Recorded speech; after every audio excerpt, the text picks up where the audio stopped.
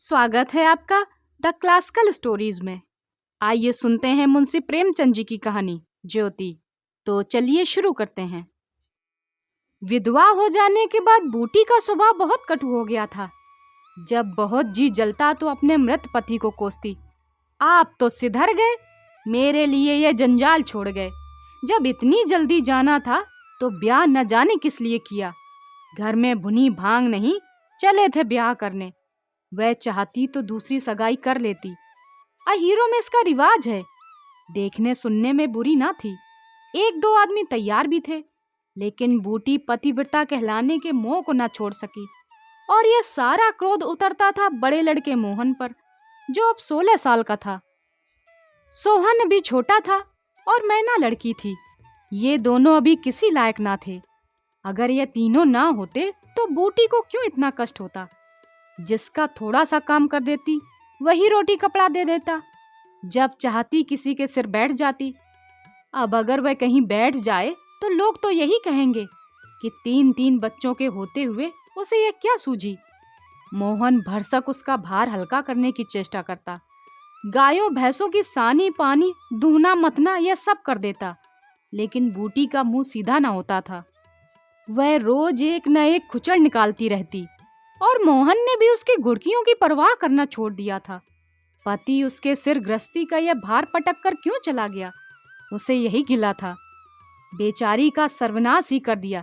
ना खाने का सुख मिला, ना पहनने ओढ़ने का, ना किसी और बात का। इस घर में क्या आई, मानो भट्ठी में पड़ गई।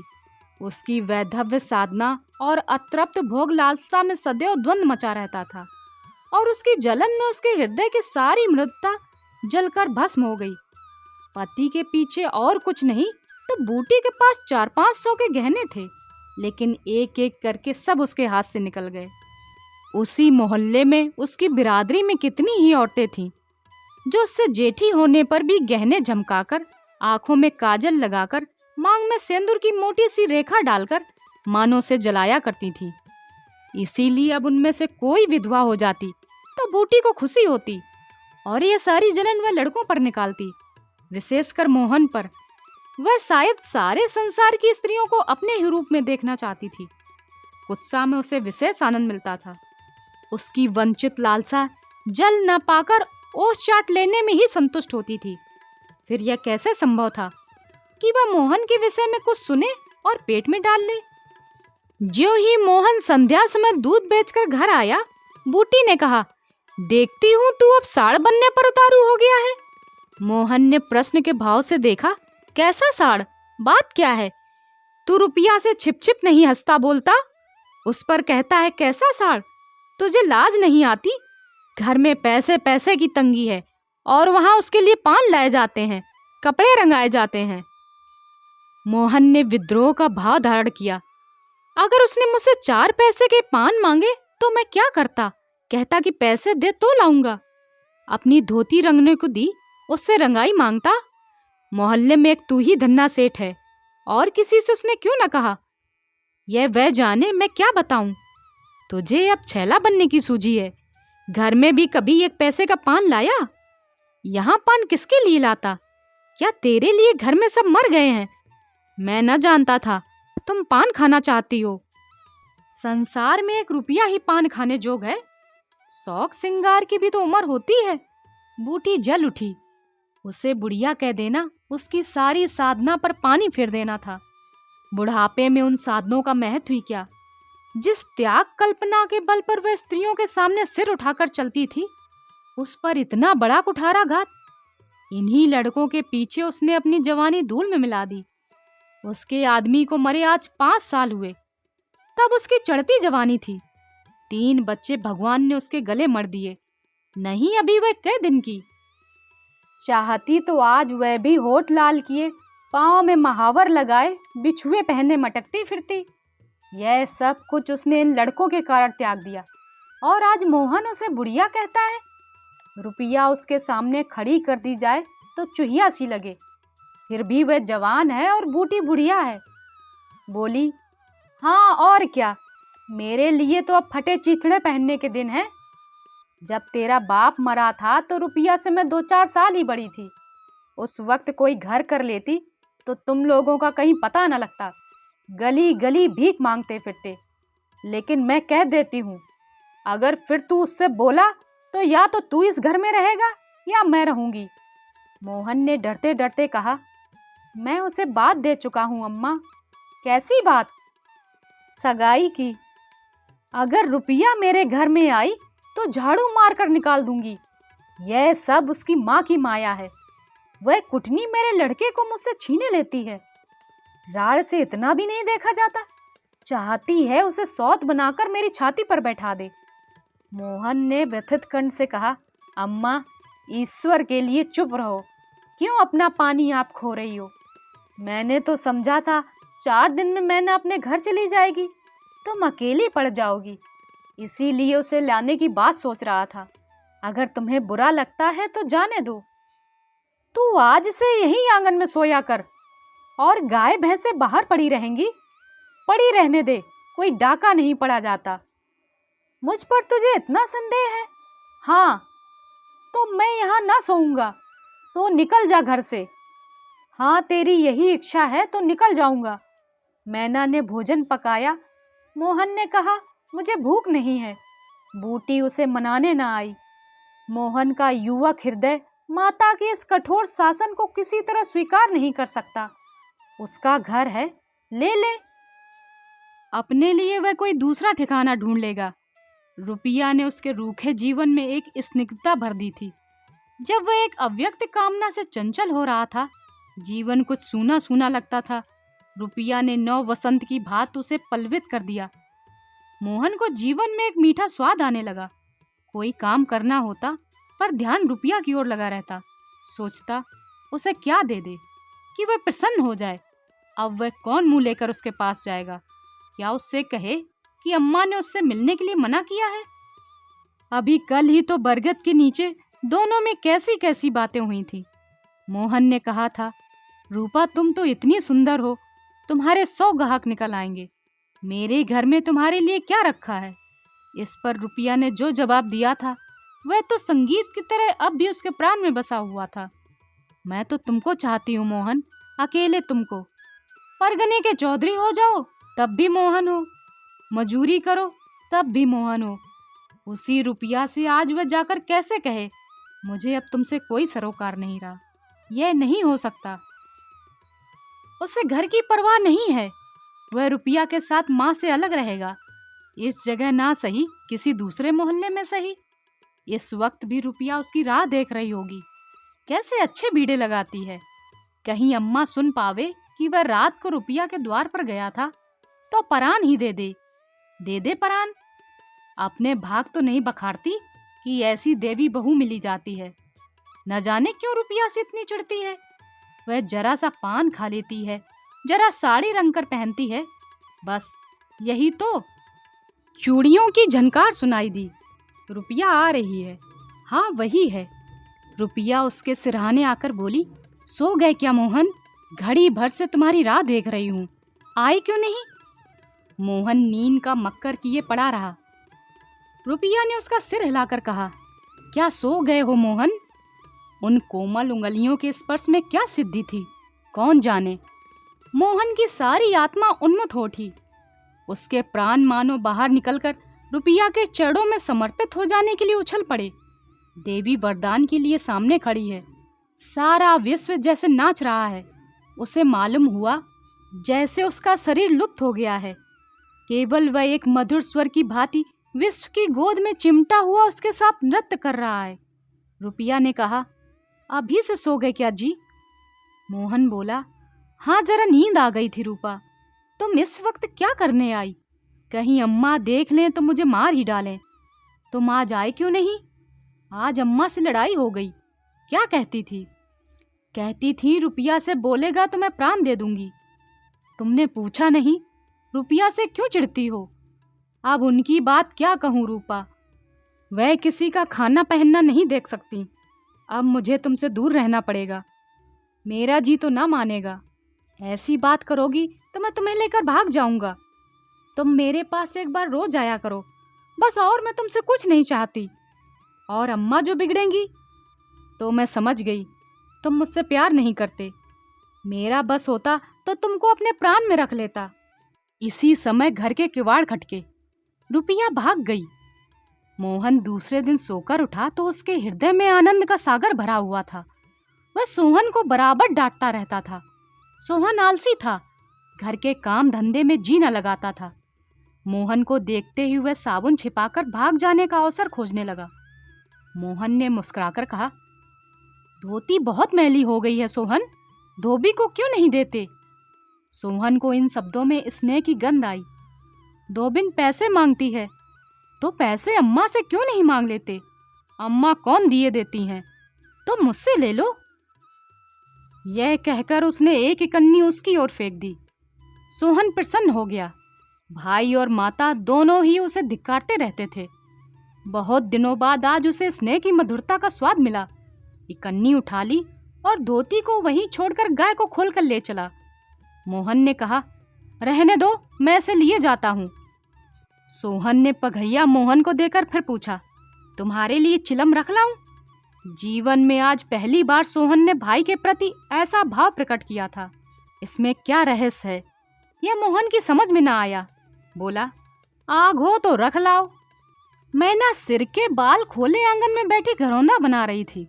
मोहन को देखते ही उसने घरौंदा बिगाड़ दिया और आंचल से बाल छिपाकर रसोई में बर्तन उठाने चली। मोहन ने पूछा, क्या खेल रही थी मैना? मैना डरी हुई बोली, कुछ नहीं। तू तो बहुत अच्छे घरौंदे बनाती है, जरा बना देखूं। मैना का रुआसा चेहरा खिल उठा। प्रेम के शब्द में कितना जादू है। मुंह से निकलते ही जैसे सुगंध फैल गई। जिसने सुना उसका हृदय खिल उठा। जहां भय था वहां विश्वास चमक उठा। जहां कटुता थी वहां अपनापन छलक पड़ा।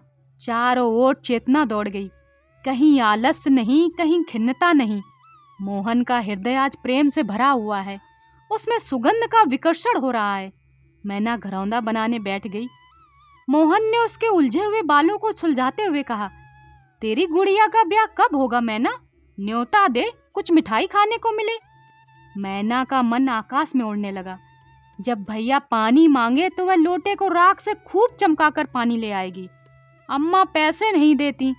गुड्डा तो ठीक हो गया है, टीका कैसे भेजूं? कितने पैसे लेगी? 1 पैसे के बतासे लूंगी और 1 पैसे का रंग। जोड़े तो रंगे जाएंगे कि नहीं? तो 2 पैसे में तेरा काम चल जाएगा। हाँ, 2 पैसे दे दो भैया, तो मेरी गुड़िया का ब्याह धूमधाम से हो जाए। मोहन ने 2 पैसे हाथ में लेकर मैना को दिखाए। मैना लपकी। मोहन ने हाथ ऊपर उठाया। मैना ने हाथ पकड़कर नीचे खींचना शुरू किया। मोहन ने उसे गोद में उठा लिया। मैना ने पैसे ले लिए और नीचे उतरकर नाचने लगी। फिर अपनी सहेलियों को विवाह का न्योता देने के लिए भागी।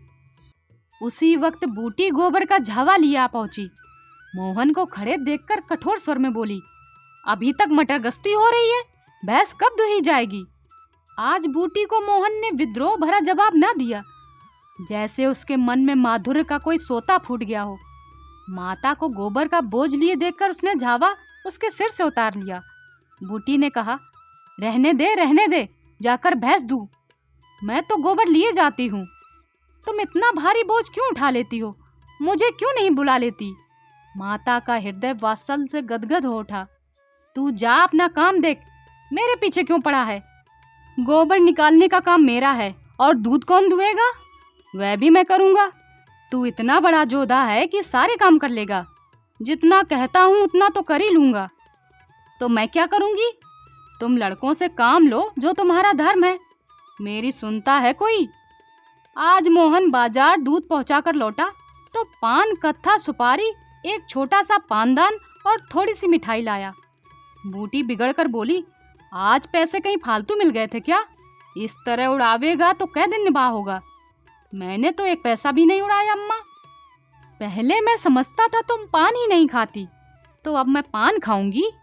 हाँ और क्या, जिसके 2-2 जवान बेटे हों, क्या वह इतना भी शौक न करे?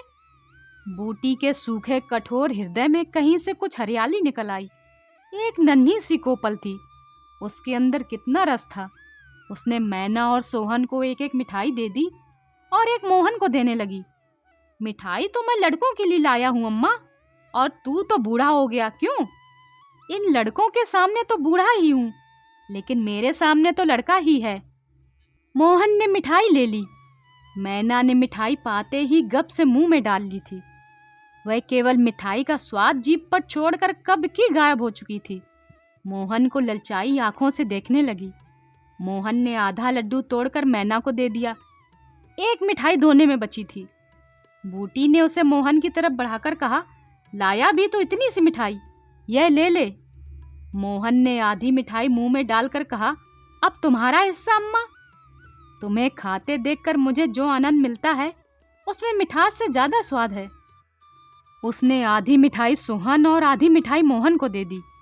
फिर पानदान खोलकर देखने लगी। आज जीवन में पहली बार उसे यह सौभाग्य प्राप्त हुआ। धन्य भाग की पति के राज में जिस विभूति के लिए तरसती रही, वह लड़के के राज में मिली। पानदान में कई कुल्हियां हैं और देखो, दो छोटी छोटी चमचियां भी हैं। ऊपर कड़ा लगा हुआ है, जहां चाहो लटका कर ले जाओ। ऊपर की तस्तरी में पान रखे जाएंगे। ज्यों ही मोहन बाहर चला गया, उसने पानदान को मान धोकर उसमें चूना कत्था भरा, सुपारी काटी, पान को भिगोकर तस्तरी में रखा। तब एक बीड़ा लगाकर खाया।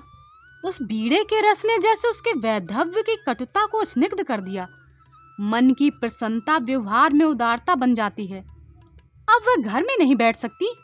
उसका मन इतना गहरा नहीं कि इतनी बड़ी विभूति उसमें जाकर गुम हो जाए। एक पुराना आईना पड़ा हुआ था, उसमें उसने मुंह देखा। होठों पर लाली है। मुंह लाल करने के लिए उसने थोड़ा ही पान खाया है। धनिया ने आकर कहा, काकी तनिक रस्सी दे दो, मेरी रस्सी टूट गई है। कल बूटी ने साफ कह दिया होता, मेरी रस्सी गांव भर के लिए नहीं है, रस्सी टूट गई है तो बनवा लो। आज उसने धनिया को रस्सी निकालकर प्रसन्न मुख से दे दी और सद्भाव से पूछा, लड़के के दस्त बंद हुए कि नहीं धनिया? धनिया ने उदास मन से कहा, नहीं काकी, आज तो दिन भर दस्त आए, जाने दांत आ रहे हैं। पानी भर ले तो चल जरा देखूं। दांत ही हैं कि कुछ और फसाद है? किसी की नजर वजर तो नहीं लगी? अब क्या जाने काकी, कौन जाने किसकी आंख फूटी हो। चोचाल लड़कों को नजर का बड़ा डर रहता है। जिसने चुमकार कर बुलाया झट उसकी गोद चला जाता है। ऐसा हंसता है कि तुमसे क्या कहूँ। कभी कभी माँ की नजर लग जाया करती है। ए नौज काकी, भला कोई अपने लड़के को नजर लगाएगा? यही तो तू नहीं समझती, नजर आप ही लग जाती है। धनिया पानी लेकर आई तो बूटी उसके साथ बच्चे को देखने चली। तू अकेली है, आजकल घर के काम धंधों में बड़ा अड़स होता होगा। नहीं काकी, रुपया आ जाती है, घर का कुछ काम कर देती है, नहीं अकेले तो मेरी मरण पड़ जाती। बूटी को आश्चर्य हुआ। रुपया को उसने केवल तितली समझ रखा था। रुपया? हाँ काकी, बेचारी बड़ी सीधी है, झाड़ू लगा देती है, चौका बर्तन कर देती है, लड़के को संभालती है। गाड़े समय कौन किसी की बात पूछता है काकी। उसे तो अपनी मिस्सी काजल से न छुट्टी मिलती होगी। यह तो अपनी अपनी रुचि है काकी। मुझे तो इस मिस्सी काजल वाली ने जितना सहारा दिया उतना किसी भक्तन ने न दिया। बेचारी रात भर जागती रही, मैंने कुछ दे थोड़ी दिया। हाँ, जब तक जीऊंगी उसका जस गाऊंगी। तू उसके गुण अभी नहीं जानती धनिया। पान के लिए पैसे कहाँ से आते हैं, किनारदार साड़ियाँ कहाँ से आती हैं। मैं इन बातों में नहीं पड़ती काकी। फिर शौक सिंगार करने को किसका जी नहीं चाहता। खाने पहनने को यही तो उम्र है। धनिया ने बच्चे को खटोले पर सुला दिया। बूटी ने बच्चे के सिर पर हाथ रखा, पेट में धीरे धीरे उंगली गड़ाकर देखा, नाभि पर हींग का लेप लगाने को कहा। रुपया बेनिया लाकर उसे झलने लगी। बूटी ने कहा, ला बेनिया मुझे दे दे, मैं डुला दूंगी तो क्या छोटी हो जाऊंगी। तू दिन भर यहाँ काम धंधा करती है, थक गई होगी। तुम इतनी भली मानस हो और लोग यहाँ कहते थे वह बिना गाली के बात नहीं करती, मारे डर के तुम्हारे पास ना आई। बूटी मुस्कुराई। लोग झूठ थोड़े कहते हैं। मैं आंखों की देखी मानूं या कानों की सुनी? कह तो दी होगी, दूसरी लड़की होती तो मेरी ओर से मुंह फेर लेती, मुझे जलाती, मुझसे ऐंठती। इसे तो जैसे कुछ मालूम ही ना हो सकता है मोहन ने इससे कुछ कहा ही ना हो। हाँ यही बात है। आज रुपया बूटी को बड़ी सुंदर लगी। ठीक तो है, अभी शौक श्रृंगार ना करेगी तो कब करेगी। शौक श्रृंगार इसलिए बुरा लगता है कि ऐसे आदमी अपने भोग विलास में मस्त रहते हैं। किसी के घर में आग लगे उनसे मतलब नहीं। उनका काम तो खाली दूसरों को रिझाना है। जैसे अपने रूप की दुकान सजाए राह चलतों को बुलाती हूँ कि जरा इस दुकान की सैर भी तो करते जाइए। ऐसे उपकारी प्राणियों का श्रृंगार बुरा नहीं लगता, नहीं बल्कि और अच्छा लगता है। इससे मालूम होता है कि उसका रूप जितना सुंदर है उतना ही मन भी सुंदर है। फिर कौन नहीं चाहता कि लोग उनके रूप का बखान करें। किसे दूसरों की आंखों में छुप जाने की लालसा नहीं होती। बूटी का यौवन कब का विदा हो चुका, फिर भी यह लालसा उसमें बनी हुई है। कोई उसे रस भरी आंखों से देख लेता है तो उसका मन कितना प्रसन्न हो जाता है। जमीन पर पांव नहीं पड़ते। फिर रूपा तो अभी जवान है। उस दिन से प्रायः रूपा दिन में 2 बार बूटी के घर आती। बूटी ने मोहन से आग्रह करके उसके लिए अच्छी सी साड़ी मंगवा दी। अगर रूपा कभी बिना काजल लगाए या बेरंगी साड़ी पहने आ जाती तो बूटी कहती, बहू बेटियों को यह जोगिया भेष अच्छा नहीं लगता। यह भेष तो हम जैसे बुढ़ियों के लिए है। रूपा ने एक दिन कहा, तुम बूढ़ी काय हो गई अम्मा? लोगों को इशारा मिल जाए तो भैरव की तरह तुम्हारे द्वार पर धरना देने लगे। बूटी ने मीठे तिरस्कार से कहा, चल मैं तेरी अम्मा की सौत बनकर जाऊंगी। अम्मा तो बूढ़ी हो गई, तो क्या तुम्हारे दादा अभी जवान बैठे हैं? हाँ ऐसी बड़ी अच्छी मिट्टी है उनकी। बूटी ने उसकी ओर रस भरी आंखों से देखकर पूछा, अच्छा बता, मोहन से तेरा ब्याह कर दूं? रूपा लजा गई। मुख पर गुलाब की आभा दौड़ गई। आज मोहन दूध बेचकर लौटा तो बूटी ने कहा, कुछ रुपए पैसे जुटा, मैं रूपा से तेरी बातचीत कर रही हूँ। अभी आप सुन रहे थे मुंशी प्रेमचंद जी की कहानी ज्योति। कहानी पसंद आई हो तो लाइक करें, चैनल पर नए हो तो सब्सक्राइब करें। ऐसी और कहानियाँ सुनने के लिए चैनल पर आएं। आपसे वहीं मिलूंगी। धन्यवाद।